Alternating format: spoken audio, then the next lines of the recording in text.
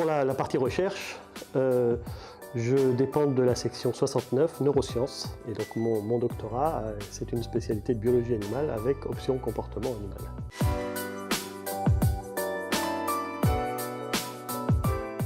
Alors j'avais très longtemps une vocation vis-à-vis des animaux, et puis après avoir entamé des études de véto, bien sûr, comme beaucoup d'étudiants, je me suis aperçu que ce qui m'intéressait, c'était pas vraiment soigner le chien-chien de la mémère ou la mémère plus que le chien-chien, mais plutôt d'en savoir plus sur les animaux.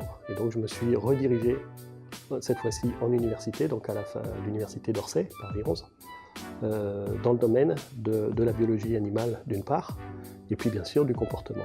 Donc le comportement, j'ai pu l'aborder notamment par un DEA que j'ai fait à Villetaneuse.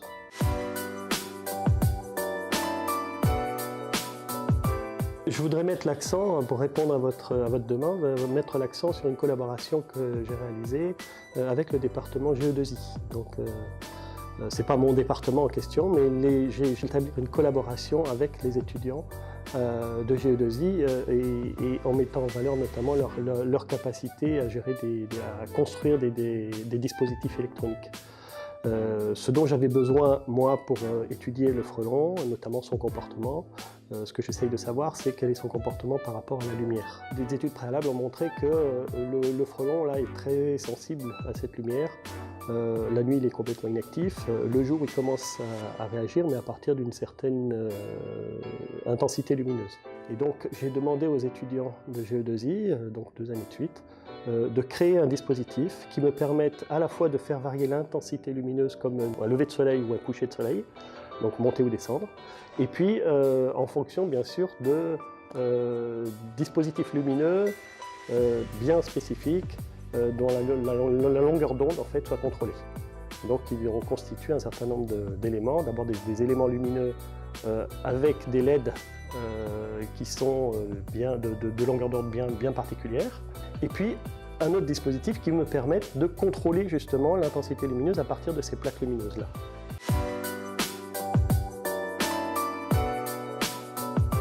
C'est toujours le problème de l'ambiguïté de l'enseignant-chercheur. Il est à la fois enseignant mais aussi chercheur.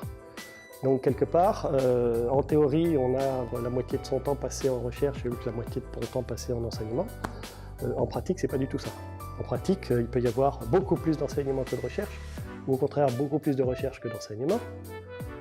Et à cela se rajoute tout un tas d'autres fonctions différentes qui sont des fonctions administratives, etc., qui elles ne sont pas prises en compte normalement dans le travail d'un enseignant-chercheur.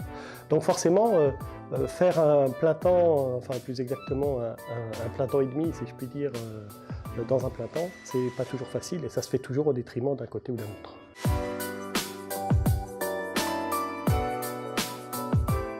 La liberté de penser, ça c'est un élément fondamental.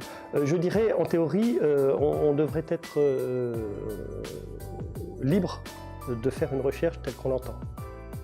Dans les faits, c'est pas tout à fait exact, puisqu'on s'inscrit dans une thématique de laboratoire, et que quelque part, cette thématique, elle n'est pas forcément discutée, elle est souvent imposée.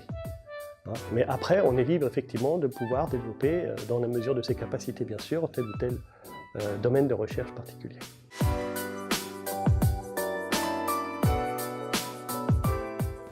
Alors, j'ai eu l'occasion, notamment lors de stages organisés, parfois il y a des étudiants qui ont travaillé dans le domaine de la recherche avec moi, particulièrement quand je travaillais sur une relation assez particulière entre un papillon protégé et des fourmis. C'est un papillon qui s'appelle Maculinea, 5 espèces différentes en France, enfin 4 espèces et une sous-espèce, qui va finir son développement au sein d'une fourmilière. Donc là, il y a des problèmes de reconnaissance, etc., d'interaction. Alors évidemment, quand on a des étudiants en GE, donc génie de l'environnement, sensibles à ce genre de thématique-là, de conservation d'espèces, etc., le vivier de génie de l'environnement, c'est très bon pour eux.